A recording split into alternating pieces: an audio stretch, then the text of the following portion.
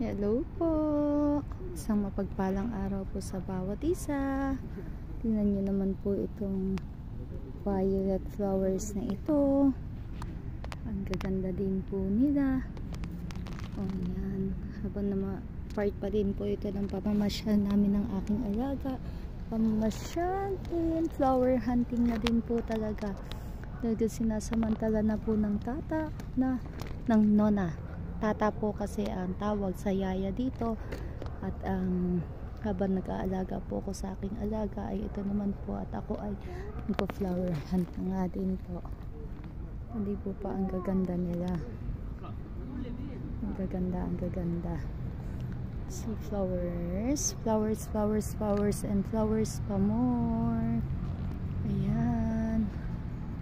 Ayan po. Kung gaano sila kagaganda. Hahanapin po ulit ng nona kung anong tawag dito para ma-share naman po sa inyo talaga kung ano din nga po ito. Natutuwa nga po ako kasi sa pag videos ko na ganito, pag share ko ng mga flowers, natututo din po ako. Meron po ako nakikita, nakala ko bulaklak, yun pala mga parasites po pala sila. So, nadidiscover ko din po yung mga bagay-bagay at malaking tulong po na may nai-inspire, may natutuwa sa ginagawa ko kasi tuloy din po na ako'y natututo. So, salamat po talaga ng marami sa inyo na nanonood at